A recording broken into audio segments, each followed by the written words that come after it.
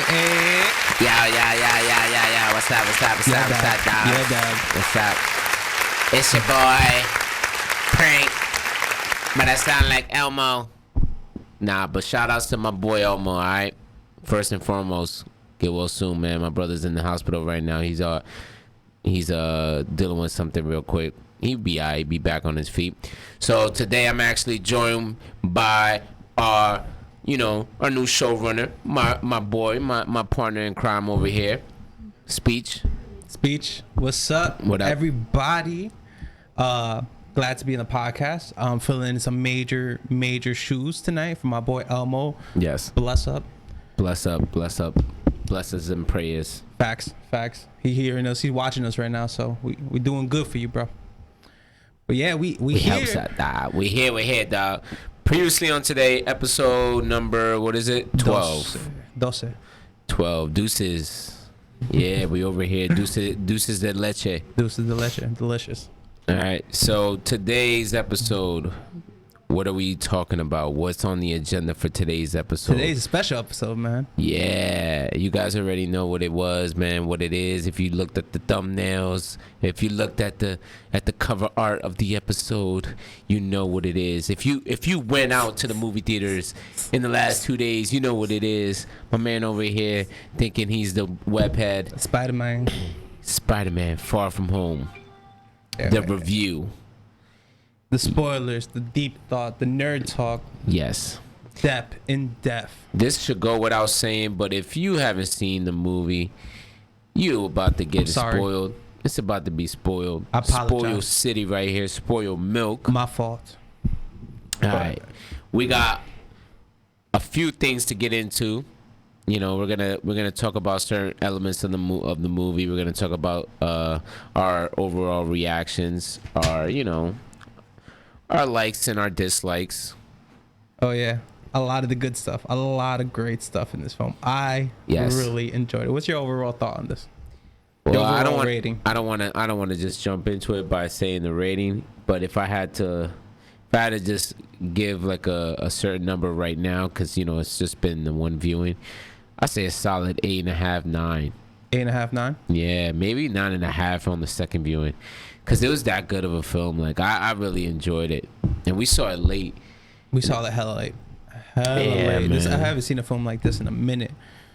Midnight Showing was the last time, and that's years, man. Yeah, dude. When was the last time we saw a Midnight Showing?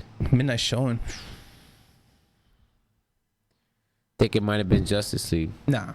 We saw Justice League late, though. But that was no Midnight Showing. I remember it being late and whack. Not late like this. All right, not late. This. Not like this.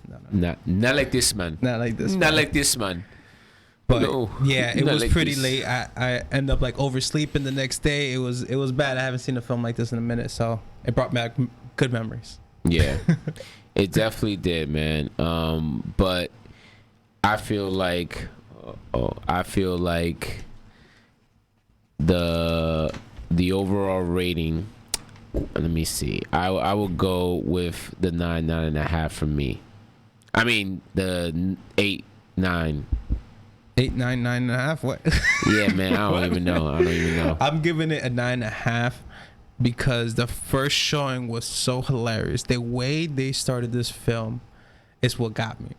Okay. That beginning part of that film. There is a small clip in the beginning, but I'm saying the clip after that. So going into it, that beginning clip where they show Nick Fury, Maria Hill going into Mexico and trying to find this elemental rock figure, right? Because you can't say sand, it was rocks, right? I would say he's more earth-based. Oh, that's what they call it. Yeah, that's what they call it. But they gave a little Easter egg, right there by the license plate. That's what the director does. That's his thing. With all these movies, he leaves little Easter eggs on license plates throughout the film, or just little codes around the film that refer to a specific comic book of either the moment or introduction of a character. And that one was Sandman, so that was a little nod right there. But it was cool. Oh yeah, what was it? ASM 463. 63, yeah. Yeah, 463. The comic book, the issue, and the year it came out. Yeah. That's how they find it. Amazing Spider-Man issue 4 came out in 63. Yep. Yeah, he did that a lot in this film and in the first one too. The first one too. But they just actually found out that he had a Howard the Duck reference in the first movie. In the boat. Yeah, in the boat. That big ass boat. Mm-hmm. Yeah, it's strange, but yeah, man, like the directors can do that. Directors can make those little Easter eggs that people overthink and find, and we do. Yeah, we do. I can't even say anything about them because we definitely would watch the video that analyzes and breaks down the actual Easter egg. It's so intriguing, man. Yeah. It's so intriguing the shit that you can do in I'll these tell films. you one thing though, it ain't gonna be me though. Oh no, I'm not gonna spend those man hours. Though. I support it. I support you guys. I will spend the man hours watching. New Rockstars shout you out. Yeah, New Rockstars, Emergency Awesome. Even Collider, Beyond the Trailer. Yeah, IGN, Screen all Crushers. All that. Damn, y'all doing us favors. And we're here because y'all the true triple OGs. Yeah. Y'all go the hunt. They do everything. They do a nice detective work.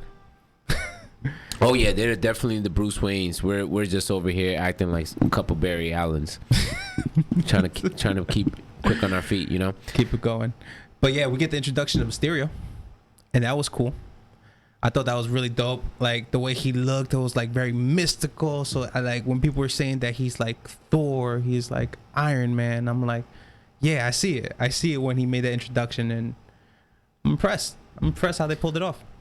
I was too. I mean, I thought when I first heard that they were gonna make Mysterio the main antagonist of the film, I didn't know how to really feel.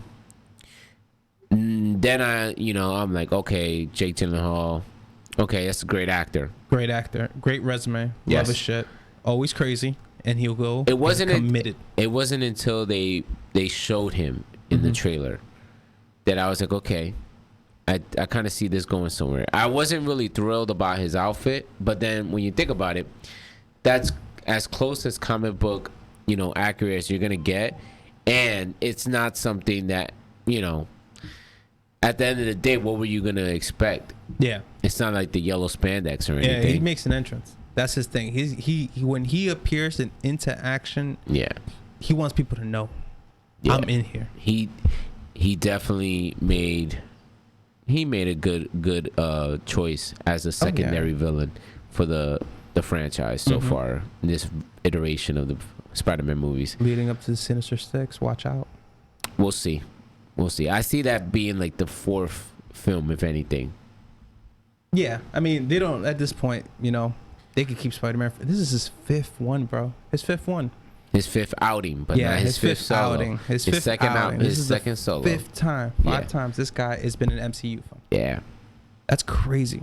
And he's had like a good amount of camera time in every film. Oh yeah, he when you see him, he makes a presence, and that's what the type of Spider-Man we need. Yep, we need a guy that he comes in, you can feel the energy out of nowhere. Yeah, he brings that type of feeling, and that's what's up. Because this was an amazing, like, it's close. It's hard to compare it with Homecoming, but it's really good, extremely good. And you know what made it even better? The blip PSA. Bro. I felt like a kid, man. I was smiling. I was enjoying. It was amazing. It was amazing how they put it off because it was the first time that we actually had a chance to see what happened with the dusting. Like seeing how, like, okay, this is a different version of the dusting happening, but with a bunch of people that had nothing to do with the battle. Nope. This is just regular civilians, ground level. Yeah. And it was so dope how the school pulled it off with those two anchors, Betty Brant, and Jason. No.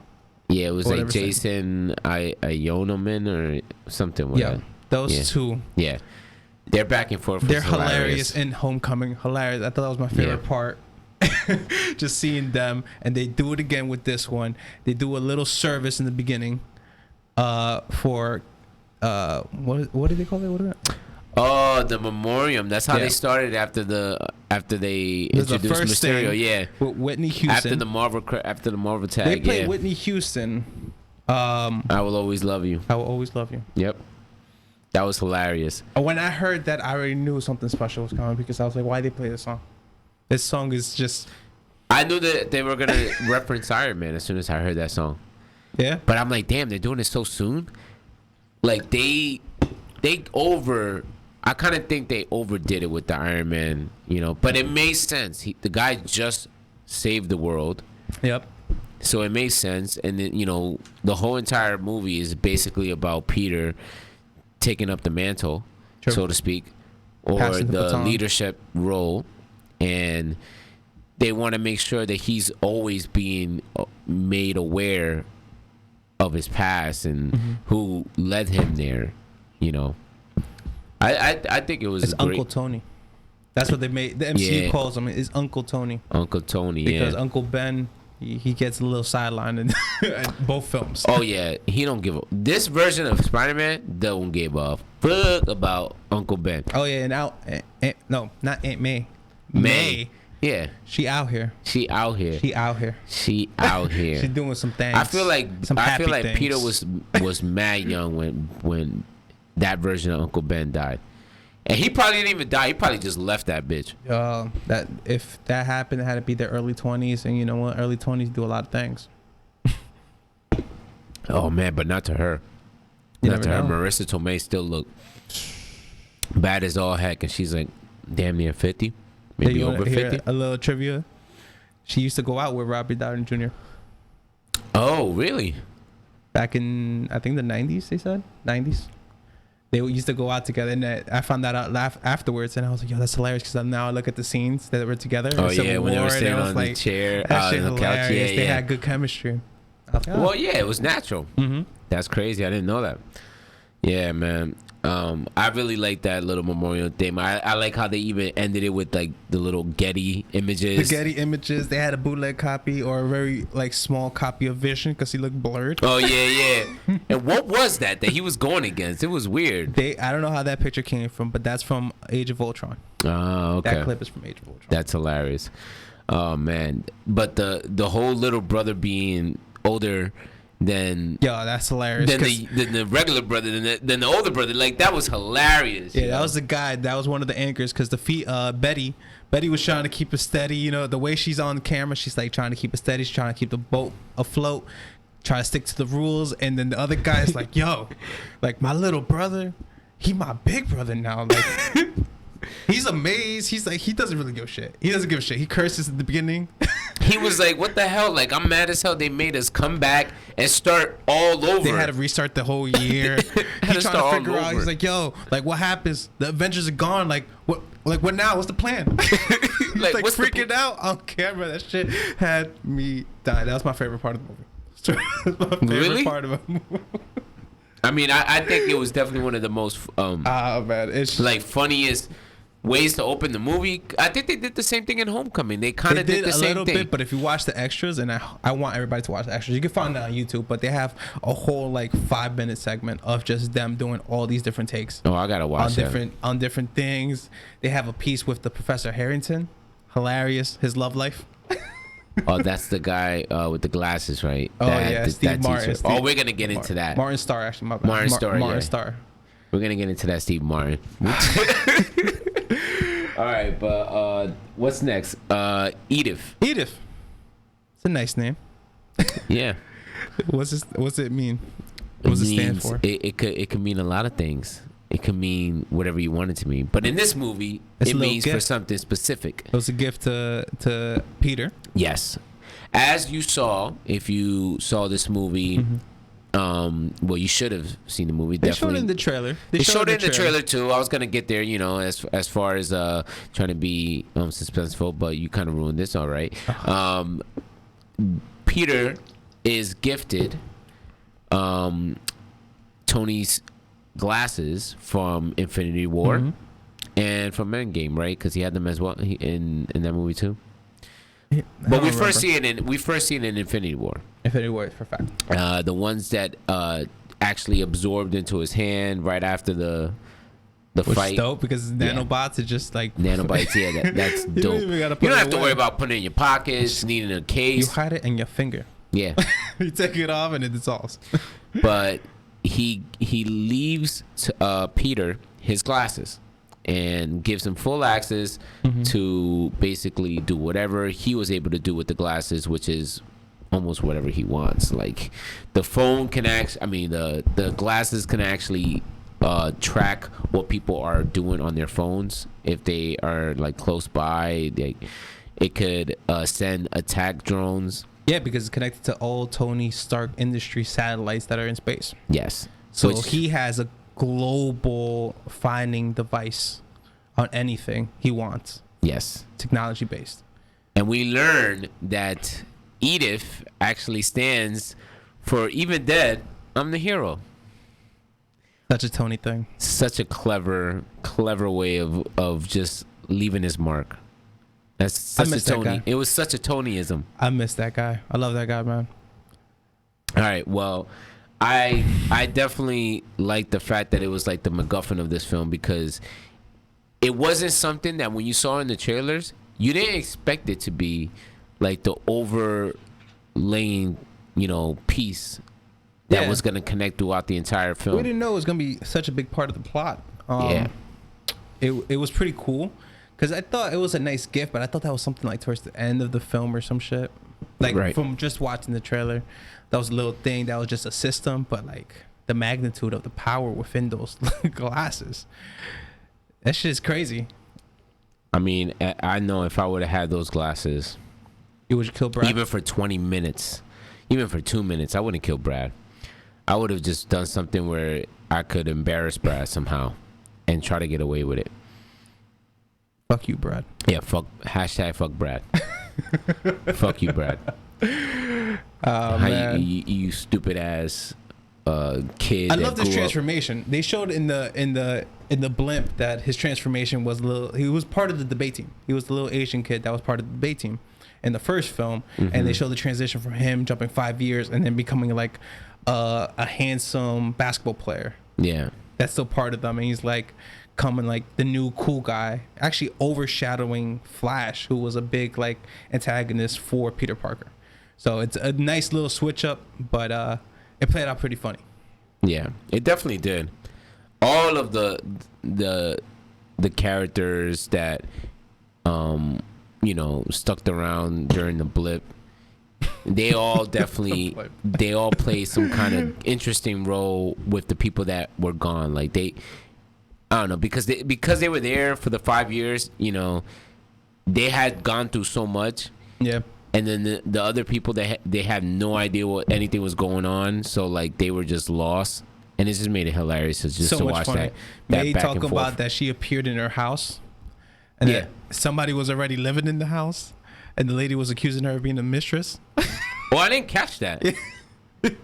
She talked it real quick to Peter after they did the little thing at the feast. Oh yeah? Yeah, that's what she was talking about. That she was like, yeah, it just popped up. People thought I was like, it's my house, so it took a while, but we finally got our shit back. Wow, I don't even remember that part. That must have been a part I dozed off. There was a lot. There was a lot of things you got to catch in this film. That's why I can't wait until the second viewing now, because my perspective has changed. I feel like watching it tomorrow, man. That's what Dave was telling me to do that. He's like, yo, you want to go see it tomorrow? I was like, if we can find tickets, I'm down. Oh, that's another thing. Yeah, if we could find tickets. Yeah, because this movie's selling now. So if you haven't got your tickets yet, bro, I wonder if they got matinee tickets. They probably do, but it's 4th of July. I don't care. I'd rather watch it in the morning, on 4th of July, than watch it later on in the day. But I was definitely surprised with a certain callback. Oh, big callback. Big callback from Civil War. Yes. That was actually teased several times that it was going to play some kind of major part in Endgame. Yeah. But that's because the film directors and all the people working on the film, they're clever. Yeah. They see us seeing them. Oh, yeah. So they fool us. So they had us thinking that we were going to see the technology that Tony Stark used in the movie Civil War. Barf. Such a name. I forgot what it actually. I think it was bio, something augmented reality. Yeah, framing, something like that. Close enough. But anyway, we find out that Tony didn't actually create this all by his lonesome. No. He actually had some help by Mr. Quentin Beck himself. That was crazy, and how they used the Civil War footage of him doing it. Yes. Presenting it at MIT, and adding those scenes of him behind Tony Stark in the background. Like, yo, this is one of those films where you realize that interconnectedness, that this 10-year span that we watch these films and all of them being connected, these are the moments that pays off. Yeah. They're very high. Yeah. I enjoyed it. Because for somebody that, let's say, has never seen Civil War, but they, for some reason, saw this Spider-Man, they see that scene. To them, that's the first time they're watching that scene.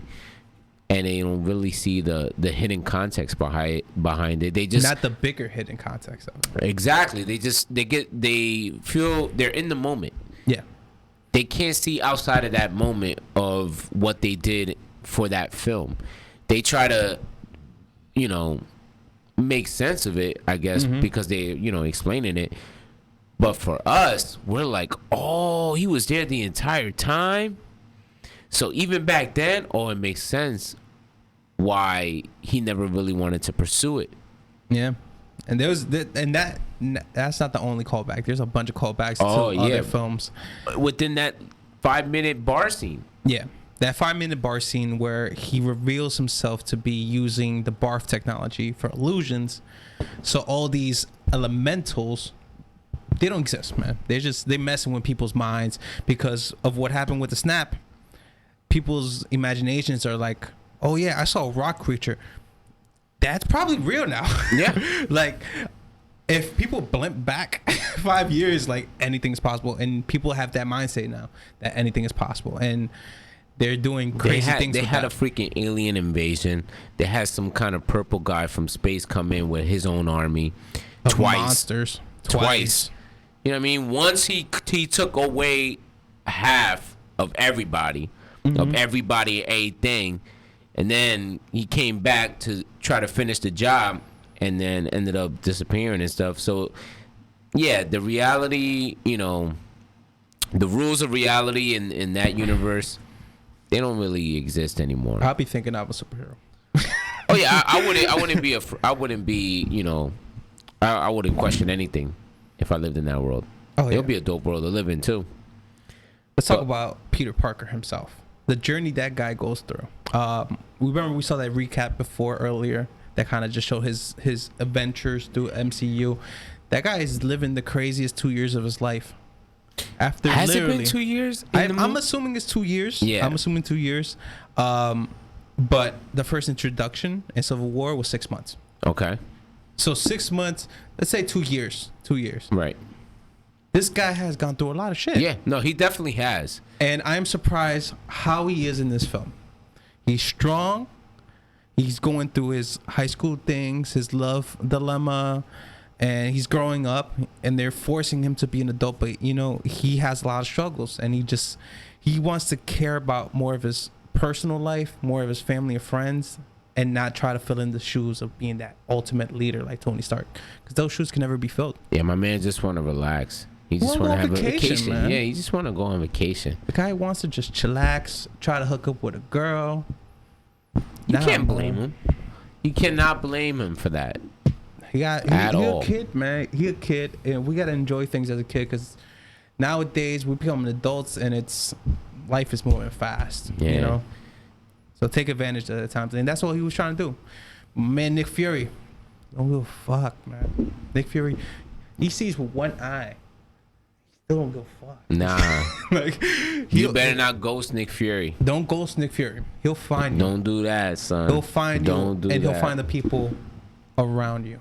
And he'll make sure that whatever excuse you have, all right, I'm going to check you tomorrow then. But I just told you I can't tomorrow. Don't worry. He'd be on it. I'm gonna check you tomorrow then. Oh yeah, man. Yeah, man. That definitely was something to watch. You know, I mean, I don't even know how many suits in total he had. 5.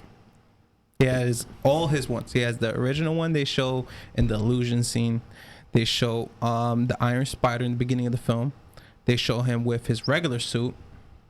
Then they show him with the self Spider-Man Noir suit. Yeah, that was my favorite one. And then he shows the one that he created on the ship, which is a nice red and black one. That's pretty dope. I wasn't really fucking with that one. No? I thought it was more sharp. That was very sharp. I mean, I liked how the white emblem on the back kind of was reminiscent of the white emblem in the front of the the Spider-Man PS4 game. Oh yes, it looked like that. That's what it reminded me of. And there's a lot of suits. There's more suits coming. There's more suits. This guy is like his Tony Stark now, like is a mini Tony Stark, because while he was creating one of the suits, he already had sketches of other suits. Tony had already thought about this guy's suits before he even thought about his suits. Tony got he good, like he mafia, like you good for life. Yeah. I really fucked with the noir suit. The simplicity of it. It was dope. It was just dope. It was definitely something that I would want to see him wear again, or want him to emulate somehow. Yeah. You know, maybe they do a symbiote in the future in the MCU. That'd be cool. I still love the Iron Spider. That's my favorite. Iron Spider is my favorite because it looks so shiny. Yeah, I'm not really messing with it like that. I mean, not so much after watching it so many times already. Like, he's used that. You good? 3 times. He's used that. He's used that particular suit 3 different times as his like main suit. Yeah, man. He doesn't have to use that suit. Not particularly. Specifically. You know, in the last few, months. But I guess he did it because he was paying homage to Tony. I like how it's in a case. In that case, it looks like just a glowing particles. That was dope. You know what that would have been? Imagine if that's something that you can get like in a Spencer's or something like that. Oh yeah, they probably have some shit like that already. Spencer's dope. have a lot of crazy shit, and now it's like that. I would want that. There's gonna be something coming out soon. Something like that. They always make it. I know they will. But that was dope. Yo, how my man get hit by a train and survive? Bro, he didn't even have no broken bones. He ain't have nothing popped out of place. He just went and went inside the train, got himself a seat, and knocked out. Yo, because the battle, which I thought was amazing. So once Spider-Man figures out that Quentin Beck is playing him, straight up, congratulations. You got played. He confronts him, and I think that battle was very epic visually. It reminded me of like hints of Doctor Strange. Yeah. With his battles always going into different like magical things, but this happened to be illusions, and they did a very cool like mirror scene. They did that Gwen Stacy thing.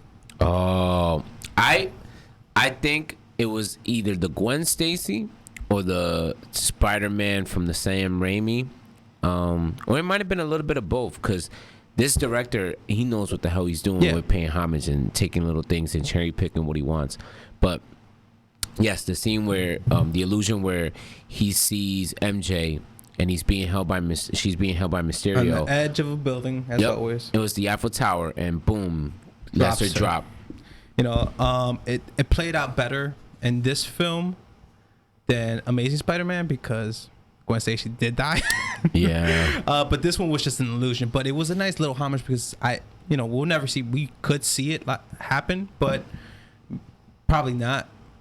But this was nice. And just the illusion fight itself was dope. But he convinces him that things around him are not real. So he doesn't even know he's fighting him in a train station. Yeah. So he starts backing him up to a wall. That's an illusion. And when he brings him back to reality, train passes by. But the way the train came by, bro, I thought he was dead. I did too. I mean, to be honest, I think in that particular scene, if you weren't invested in who Spider-Man is, you watch that scene and you'd be like, oh, that's it. He's done. Yeah. Bodied. The speed of that train was like a bullet train. It was a bullet train. It's a bullet train. It was a bullet train. Like it wasn't like it was like a bullet train. No, it was a bullet train. So that shit goes fast as hell. It got squashed. Normally you will be squashed. Exactly. And why didn't he get squashed? Why didn't his body parts go everywhere? No. It's Spider-Man, bro. Nah, I ain't rolling with that, man. I ain't rolling with that. If he got hit, how did he get on the side of the train? Do you think he got hit and then like from the front and then just kind of pushed him to the side? Unless he saw it coming, and then in his spider sense, instead of him actually getting hit, it looked like he was getting hit, but he just find a way to like kind of stick himself on the. Up. I don't know if you saw that, but the way he got into the train, he's like his head is bleeding, his mouth is bleeding. Yeah. He's holding himself like this. I think he got ripped. No, he did get ripped, but what I'm saying is, what if he kind of took.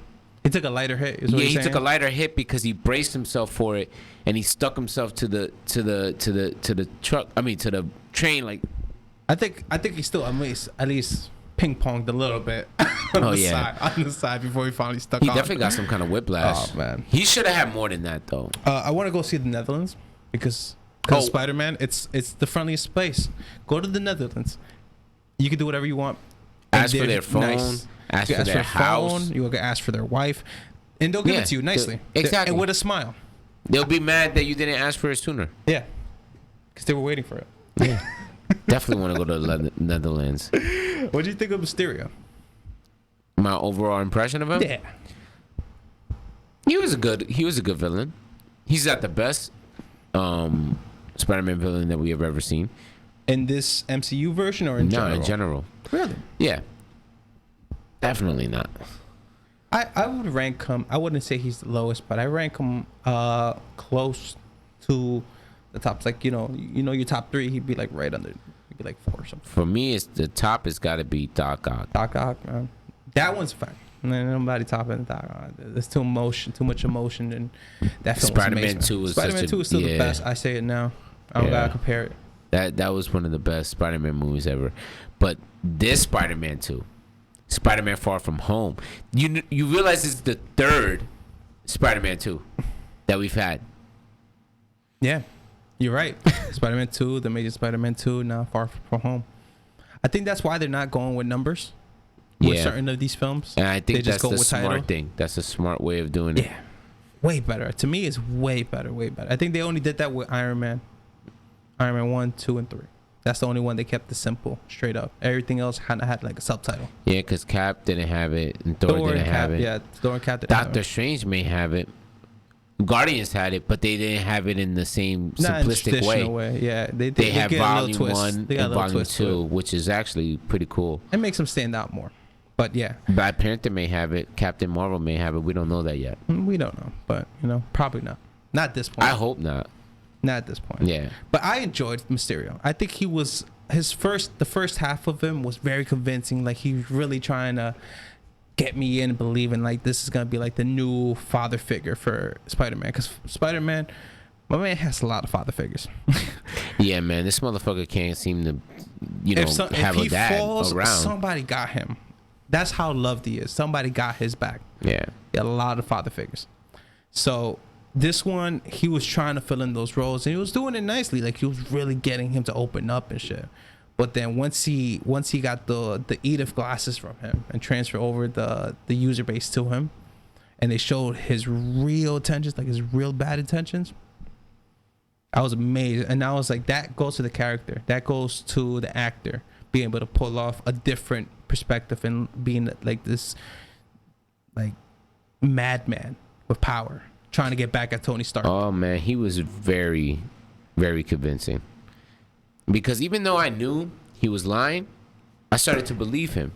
Yeah, he made it convincing. Yeah, it wasn't until the whole bar scene where I'm like, damn, they really are making this like he really is. He made you believe his words. Yeah. Like when he said the multiverse, I really believed for a second there's a multiverse. Nah. Excuse me. How did you feel about that? The multiverse thing? I was souped. You know me, man. I know. I was like, all right. It's game time. Secret But Wars. how did you feel to have the rug pulled under you? It was tight. But they keep talking about this Venom thing, so I got to see how that works out. I know, and I feel like they wouldn't necessarily have thrown it in there if it wasn't necessarily somewhat possible. I think Quentin said it just to kind of like F with us. Mm-hmm.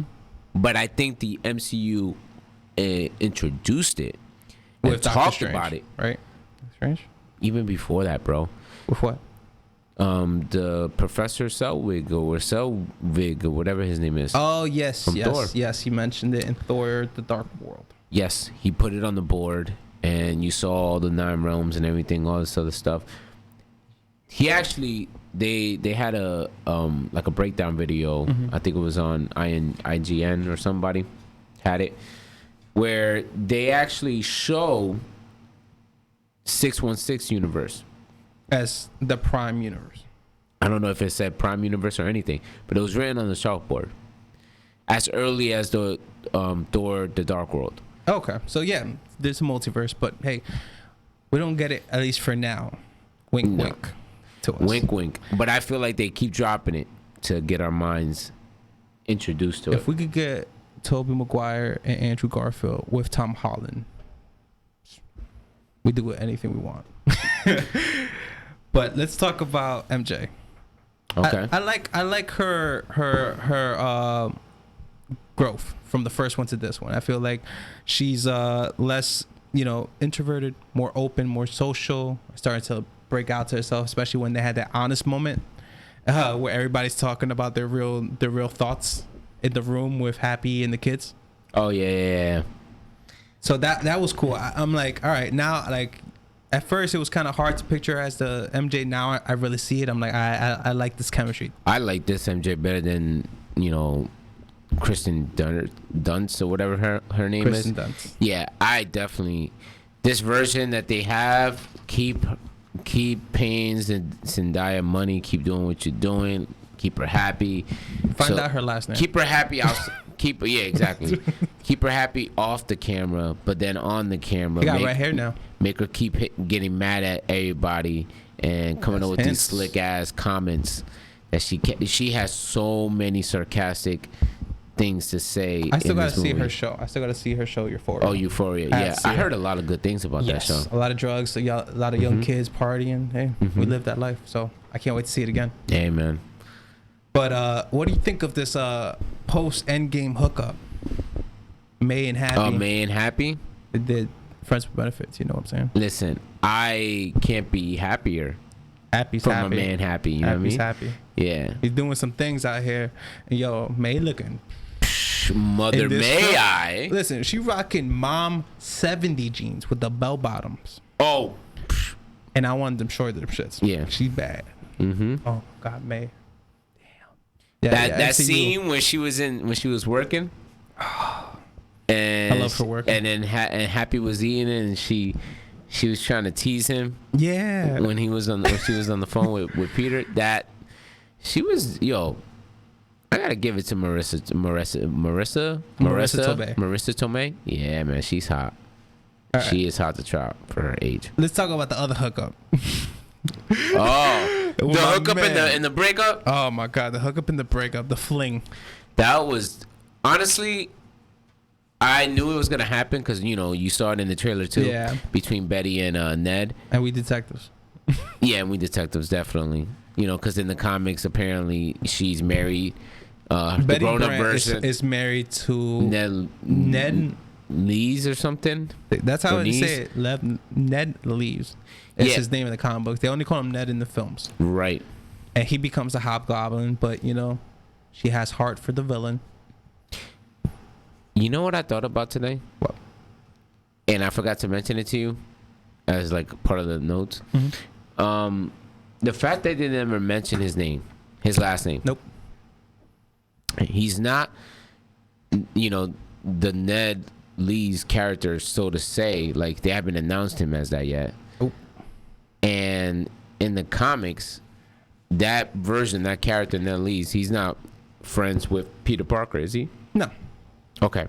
Yeah, like this John Hughes style of Spider-Man films is so clever because they're introducing a lot of young versions of villains or turned villains or anti-heroes or sidekicks to Peter Parker at a very young age. Like in the first film, they showed Cindy Moon, who becomes, I forgot what type of Silk. spider person. Yeah, Silk. Mm-hmm. She wasn't in this film, but you know, same thing with Miles and same thing. Like they introduce him in little clever ways. Betty Brant is actually a love interest for him. You know, I hope in the next one they introduce Gwen Stacy. You know, it'd be cool, but like keeping at this age and you know, Harry Osborn, that'd be cool. Like that age range, that'd be dope. That's where I was getting to. Okay. So in this version of Peter's best friend, right? They modeled that character, his likeness, with the Genki character from the Miles Morales iteration of Spider-Man, right? So, okay, cool. He's not Harry, who's Peter's actual best friend in the comic. Peter's best friend. Yep. Miles' best friend is Genki. But let's name him Ned, but not say his last name. Oh yeah, because Genki doesn't have a last name. Okay, but what I'm trying to say is, what if they never mention his last name? They never mention his background. We don't know if he's rich or not, or maybe he is, but he just doesn't like to admit it. Is or whatever. he Filipino, Hawaiian? What if his last name is Osborn, and he's not Harry Osborn? He's Ned Osborn, which is something different, and that's how we get the Hobgoblin connect. I don't know how I feel about that one. That I feel like that's a harder pill to swallow than the MJ thing. Yeah. Why? Because of the Harry Osborn? Yeah. But I feel like it's stupid for them to kind of do what Amazing Spider-Man did. Like what? When they introduced Harry in the sequel. He was his friend, but he was like away? Yeah. He was one of his closest friends that was away for a while, and he didn't know if they were cool anymore like that when he came back. What if that shit was so whack? The next Spider-Man have Harry, but as a competing antagonist to Ned? Then that makes more sense. And then kind of lingers, and that's the beginning. Like they have a fight, and Peter picks Harry over Ned, and then that's his journey now into villainism, little by little. Because he's an asshole in this film. Yeah, straight up, he's an asshole. He's a bad friend.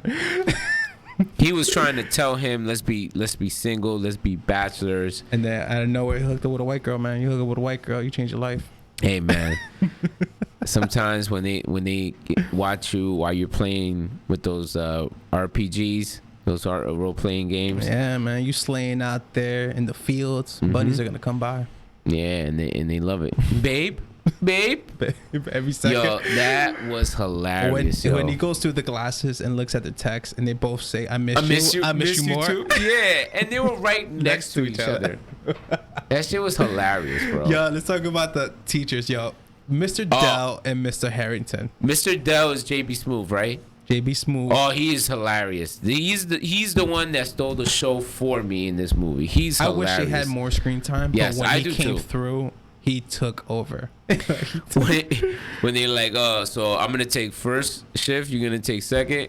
I'm gonna take third shift. Yeah, I'm gonna take some pills and go to sleep. I'm gonna get third shift. And then Harrington, when he talked about with Peter about the blimp, he's like, yeah, you know, I thought I lost my wife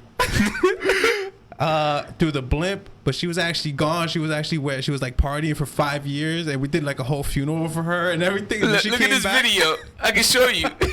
He had a video of the freaking the supposed funeral. That's so messed up. Yo, he has been having love issues since the first film. Right. It was a callback to that because he was supposedly having issues with his wife in the first one. Yep. That was hilarious. So funny. Yeah, you know, something about Flash Thompson. I think they're lingering something for the future with Flash Thompson because they didn't really show him do much because Brad took a lot of spotlight. But they kind of showing like he's on this social media game, so he's like trying to be loud, he's trying to be the most, like, get the views, like he's trying to get other people besides the people in front of him. Yeah. I think I think he's like lonely. I think he's lonely. Yeah. He's being an asshole. That's a front for him. And then it kind of shows when he's in the airport when he gets service, because I guess he has a wealthy background, but none of his parents could have come, not his mother. So it kind of shows a little layer to him, even though he didn't have a big presence in this film. And in the comics, Flash Thompson, it's a version of Venom, right? It's a Venom version. He becomes Agent Venom. Agent Venom. And I don't know if they can pull that one off here. I don't know how you just go from Tom Hardy to Ravi. It's a big shift. I don't see it. I don't see it happening. But it's nice to know. You know, the character's still important in the comic books as just Flash Thompson. He plays a major role in the comic books. But yeah, man, you remember the films on the plane? Vaguely. I remember that they had this one called Finding Wakanda. Finding Wakanda's like... Yeah, which made me realize, which made me think, what kind of film is this? Is this like a discovering? I think they're actual all Wakanda, or is it like... The way I saw these film titles, I thought they were like on the Discovery Channel. I thought these were all documented based, because they had Finding Wakanda, Nova, a documentary by Eric Selvig, Hunting Hydra, The Snap, and then Heart of Iron, a Tony Stark biopic. And it just felt like all documentaries, which was kind of he might have just been in the documentary genre section, because for all of those films to be related to MCU properties, that's a stretch, especially when we know that this universe has some of our movies. You know, it's funny. But let's get into these post-credit scenes, because the movie is amazing overall. But these post-credit scenes, you missed this. The movie looks different to you. They're very. That's the thing people are talking about online, and I agree with it. If you don't watch these post-credit scenes, it's a different film to you now, because that first post-credit scene, Peter Parker's swinging through New York with MJ for the first time. MJ is scared. She's a real version of MJ going through it, because in Spiderman, the original Sam Raimi version, she was just chilling. She was just chilling, like it was flying like a bird, like it was nonchalant, like she's done this shit before.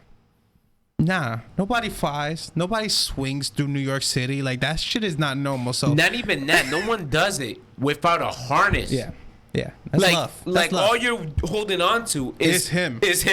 And he could just lose it. Like, you just gotta trust him. He could run out. Yeah. But they make it to New York. He drops her off in Times Square, and right before he leaves, you know how Times Square has the biggest screens everywhere? Yeah. A little contingency plan. Contingency? A contingency. What? Say it again. A contingency. I can't say contingency. I can't even say it because I can't say it. Contingency. It spreads. I don't know why, but I can't say it. It's contingency. Contingency. But his plan, Mysterio's plan, after he faked his death, yes, was to give some edited footage to none only. I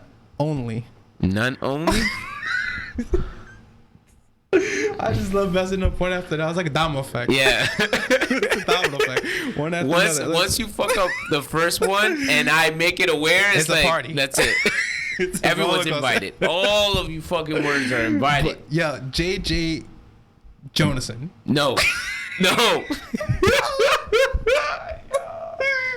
Yo, and I could honestly tell that you did not mean to say that. Like, you were trying so hard to say it right, and you still said it wrong. Yeah. J. Jonah Jameson.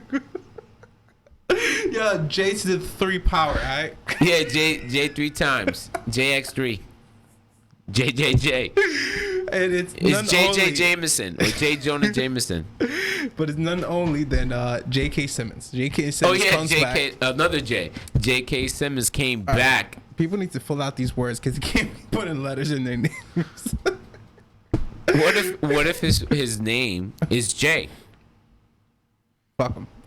You know that you know that you ever I mean, this is kind of off topic, but kind of, you know that Homer has a middle name, right? Homer Simpson. It's J. But it's actually J. You saw that episode? Yeah. When he sees it and his mother had to tell him. It's like, yeah, it's J. It's J. Oh, okay. But yeah, JJ makes an appearance, and it's the original JJ, but in a different format for 2019. So 2019, we're not reading newspapers. We don't got time for that.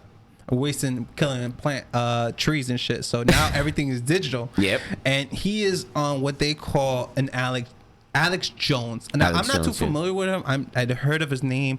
He gives these rants. He's very optimistic about the topics. He does, like, he's very strong opinionated. Mm-hmm. So that's where they're kind of lingering with this. And not for nothing, he still looks like the comic book version with just no hair. He's bald. Yeah. He just got to paint these little lines. Yeah. And then the strong ass mustache. He's got like the look still down, because I think that there's an iteration of J. Jonah with like bald hair. Well, you know, with the side. He hit him at Aunt May in the comic books too, man. Oh man, Aunt May out here. Not this one. If it's summertime, she out here. Yeah, she was saying at the end, like she ain't trying to stay. She ain't trying to like get locked down. She out here trying to go around the town. Yeah, man, she died. She don't gotta worry about Peter no more. She was blipped, so she's blipping. Yeah, she out here blipping. But they out him. They play my man. Yeah, man. Pride Weekend was just last week, and they just outed my man Spiderman. They outed my man Spiderman. They said, "Yo, Spiderman is the villain." So they painted him as the villain because of the edited footage. Yep. And then on top of that, they show my man's picture, and he's smiling like. And they said his name, bruh, Peter Parker, and for the whole world. This whole film is based on him protecting his identity. Yep. And just like that, it was a wrap. And then they ended it so beautiful, because they ended it with the what the fuck moment that they ended the first one. He's trying what the and then it cuts off. Just the same way Aunt May found out he was Spider-Man. Yep. That was hilarious.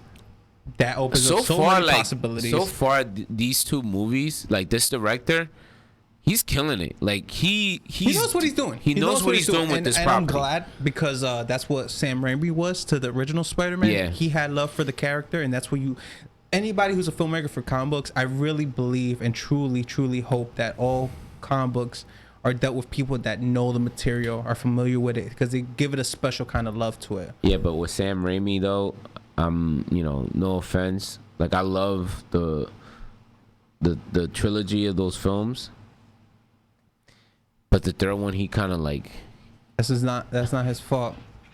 Blame studios for that. But behind the scenes, it's difficult to make a passion project when you have other people that put their money into it and they have say. It's a whole different discussion, but it's fucked up. Yeah, but anyway. But the second post-credit scene. The second one with the reveal. Then my man Nick Fury and his chick, his partner in crime, Maria Hill, the whole time, they were Skrulls. They out here scrolling. They scrolling out here, bro. Yeah, and man. It was Talos and his wife Soren. And his wife. They were masquerading themselves as Maria Hill and Nick Fury. That blew my mind. And once I noticed that, I was like, I gotta watch this film again. Yeah. Because they do they mess up sometimes. They do a little misstep, and you gotta catch it. If you watch the film the second time and knowing that, you'll look at them differently, and you'll catch things that kind of hint to it. It's mainly dialogue. And it's things like that when you watch it the first time, like if you really pay attention, if you know your MCU and you hearing it, you're consciously listening to the dialogue and everything that they're saying, you can pinpoint, you could definitely pick it up by the context clues. And it's funny because when you finish the movie, if you didn't know that was supposed to happen, and then you see it, you're like, that all makes sense now. The question is now, moving forward, before we end this conversation, is who's the Skrull? You know what? I don't think that's gonna be the question for every film moving forward after this one. Yeah, but I think because they've been out here for 30 years chilling. Yeah, but I think as far as making them be any of the heroes that we saw, like be part of everything, all the adventures, it's not a hero. No, it can't be a hero. It has to be somebody that has no power. Definitely, but they can still imitate the hero's looks if they need to do publicity, Because people asking where the Avengers at. Yeah, but at that point, everybody who's an Avenger that's left over, or anybody that was there, they're not gonna keep quiet if they see Black Widow come out of nowhere to give a press conference. That's gonna be weird. That's what I'm saying. You know that's not gonna happen. No. You know it's not gonna be the Vision coming through. No, well, Vision could. He could. Never mind. Because he's Android, so and he got his own show coming soon, so you never know. But my man Nick Fury is sipping culadas in a simulation in space, in a very important location in space. That looks like a toothpick. Yes, that space station could be sword. Yes, which was such a great. When you really think about it, when you really think about the cohesiveness of this film being the way to end Phase 3, but also end the 10 years, the Infinity Saga of MCU films, right?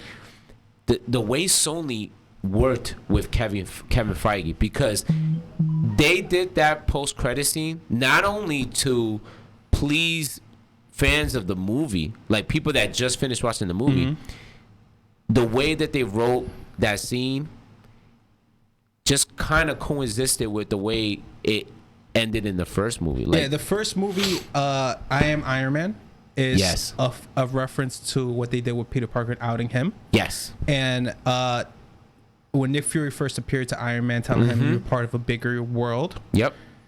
Now we're part of a bigger galaxy. Yes. So this was excellent. I can't wait to see it again, bro. Like, I want, like we said, if we can find tickets tomorrow, we got time. We'll go visit you, Elmo. Word. Mo, I wish we could just roll your ass out of there. I'm a live streamer for you if you're still in the bed. Word, man. I'm gonna bring this with me. You know what I'm saying? I'll put it right here on my chest. Get the seats with the recliner. Go like this. Boom, yo. You watching it with me? Live. You watching it with me, brother. And then I put it like this on the crazy shit, like yeah. But then you're gonna get mad because you be like, nigga, I want to see the screen. Fuck your face. I'm like, yo, my bad, yo. I'm just a little excited, But anyway, bro, you definitely, everybody got to see this movie at least twice. You gotta see it minimum twice. It's a must. It's Spider-Man. It's a must. Yo. Everybody loves Spider-Man. It's universal. We love Spider-Man, and I think it was a great end to Phase 3 in the Infinity Saga, and a great beginning for whatever the fuck we're gonna do next. So what do you think is gonna happen next? A lot. That's good. That's awesome. That's a lot. There's a lot. It's hard to wrap my brain around it, because if I really, really dissect and go, me and my mans, we're going for like hours.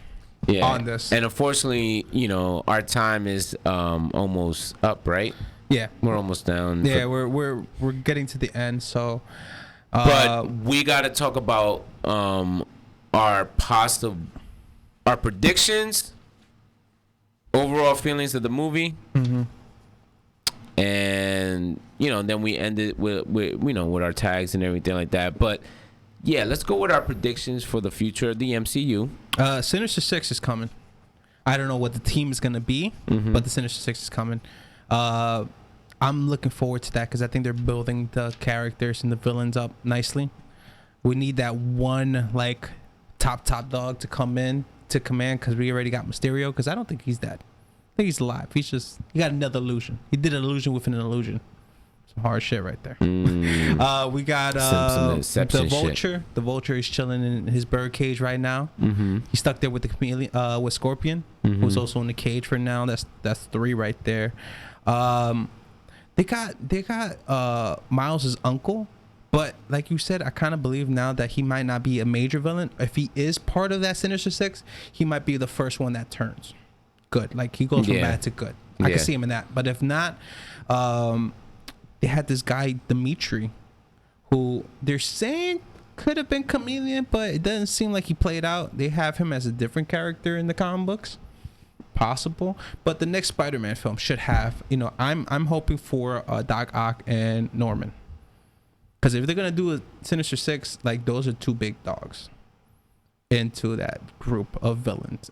And if you have a whole stack of villains like that, that has to be a movie on its own.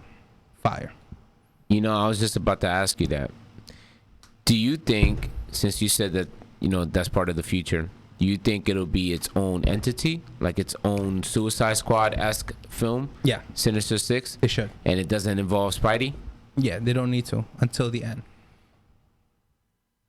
It could happen. I mean, look at the way that Venom... They can put it in one film and still have Spider-Man in it. They just sideline him. Like, they can do the first half of them building and they focus more on them. Yeah. And get back into Spider-Man. It won't be considered a Spider-Man film. It's a Spider-Man, like a side story of Spider-Man's main thing. Here's what I think might happen if they do the Sinister Six. I think they're going to try to continue to introduce villains that we have not seen on screen yet. Mm-hmm.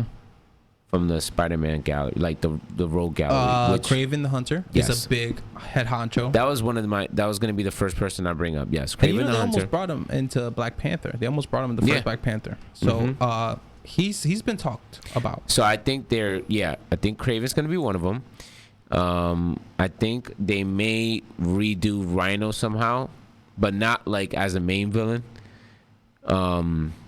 They did Sandman and they did him again as this elemental, so he's kind of out of the way. It's not, what's his name? It's not Shocker. It's not Electro. Well, they have a Shocker. I forgot about that. Yeah, they have a Shocker. Yeah, he's locked up. And they did Electro, who is also a member of the Sinister Six. But I think they need to do a new version. Yeah, but I don't think they're gonna want to even touch that because of how bad Amazing Spider-Man 2 was. I think of Gatorade every time I see him. What if they did? I don't want. Nah, I don't think they could do Kingpin because they wouldn't want to.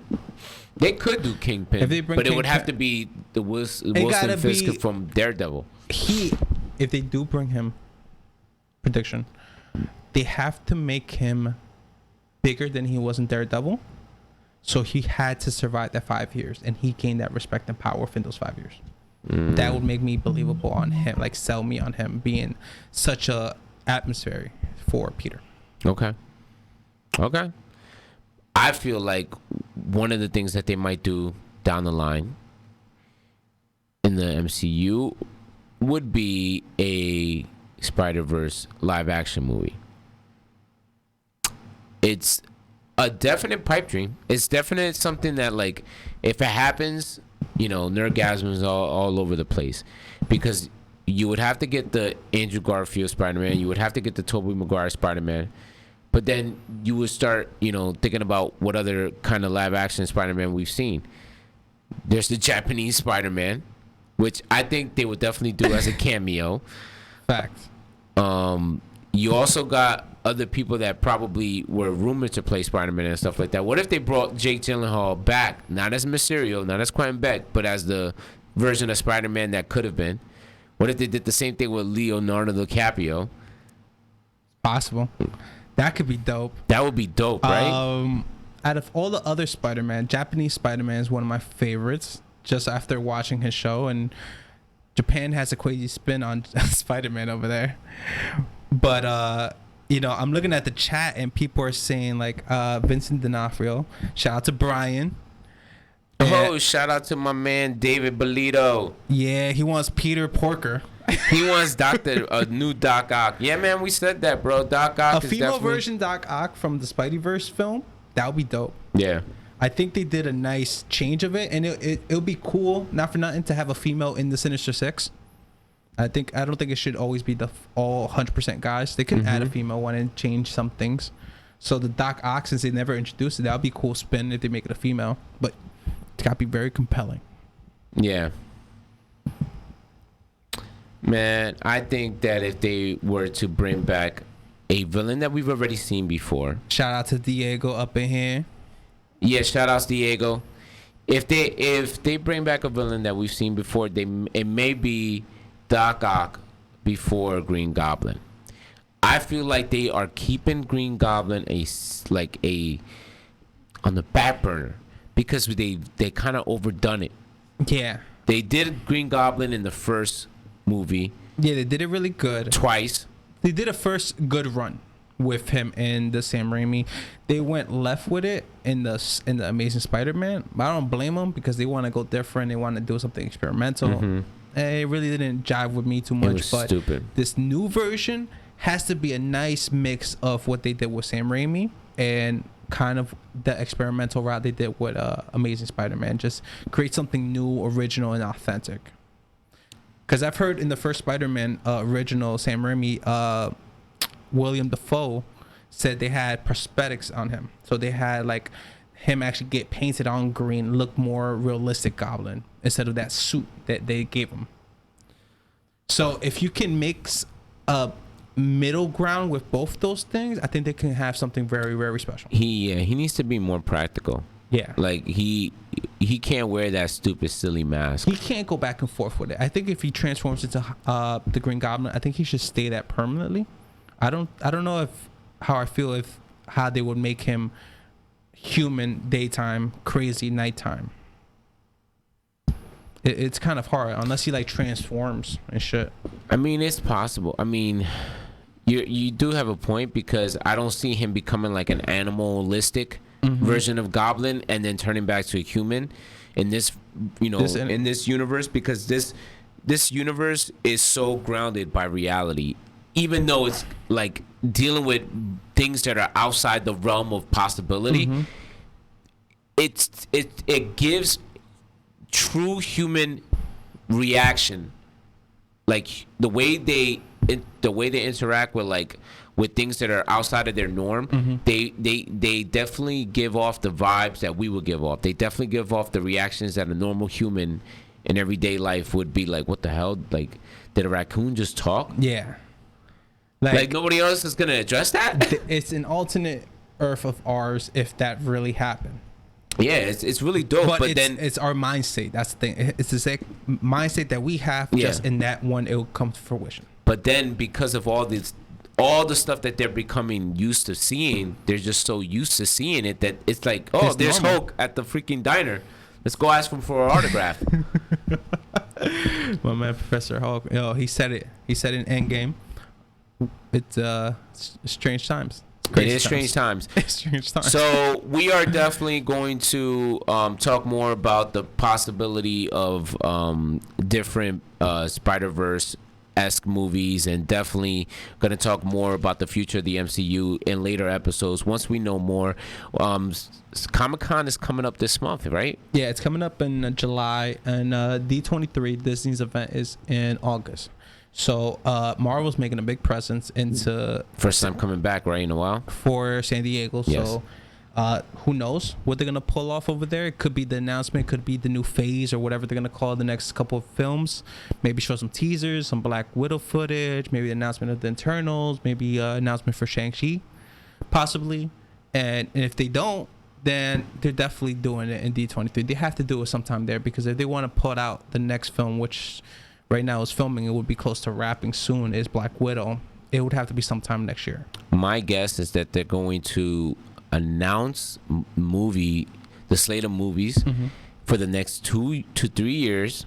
They're not doing the phase thing. They're not going to do like a whole slate of movies that are coming out for the next 8 years.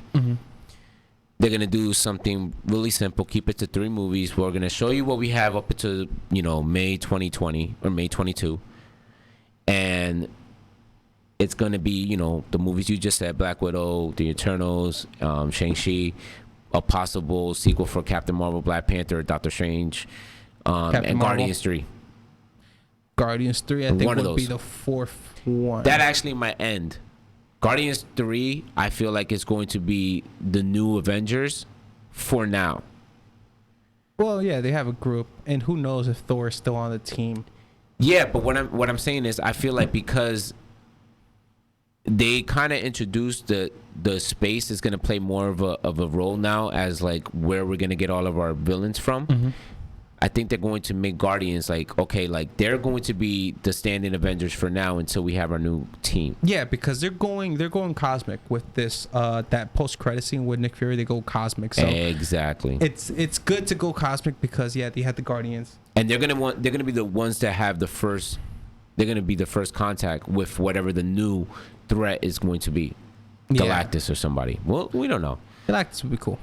I feel like that's what they're gonna do at Comic-Con at Hall H, and then for D23, all Disney Plus. That's when they're gonna talk about Scarlet Witch and Vision. That's when they're gonna talk about Bucky and Falcon. That's when they're gonna talk about Hawkeye. That's when they're gonna talk about the What If shows, the What If series. Yeah. Who else has their own show? Loki's the first one. Loki. Yes. I feel like they're gonna show actual footage for the Loki. Yeah. I think that one's closer to be done. Yeah. They've been secretly filming that one. So that one looks cool. There's a lot of good shows coming up, and there's talks about other characters coming into the MCU that haven't been announced. So we got exciting times ahead of us. Yes, we definitely do. But more to come on that. Again, we want to say thank you guys for tuning in tonight. We want everyone to wish Elmo the best of health. You know, he's already good. You know, he's getting better, but you never know. He's still in the hospital right now. We just want to make sure that he gets a speedy recovery. Elmo, we love you, man. We out here. We still doing it for you. You know what I'm saying? We gotta watch Spiderman so you can see all this awesomeness with us. Sorry, we just spoiled the whole movie for you, bro, but you still gonna love it, bro. Yeah, regardless if we spoil it to you and you're a loyal fan, and we need your loyalty because it really helps us and really helps us push this podcast forward. No matter what, watch this movie, man. Watch this movie with a friend that you could discuss with. Watch it with a family member. Watch it with somebody. And if you're watching it by yourself, hit me up. I'll watch it with you. Bro, you hit me up too. You gonna watch it, you know what I mean? Fuck that. We're gonna definitely watch it. It's gonna be a fun time. It's a fun time. If you're looking for laughs, looking for some action, looking for some comic books, it's a blast. I've had fun with it. I don't know what film's coming up. I don't give a shit because I'm having so much fun with this one. Yeah. Well, anyway, thank you guys for tuning in today, episode 12. Your boy Prank. Follow me at Dr. Frankenstein. I almost forgot my whole IG. Shit. Yeah, your boy. Speechless here. Follow me on everything. Speech the Menace. Speech THE Menace. All in one word. You can find me on all social media accounts: Facebook, Twitter, Instagram, Snapchat. Follow the show at Previously on Today on Instagram, on YouTube. We have our are we still uploading on we're on Spotify, iTunes, all different platforms, and we're gonna be on more platforms in the coming months. So watch out for us, and thank you for supporting the channel, man. Can't wait for the next episode, and see ya later. See ya next week. We out.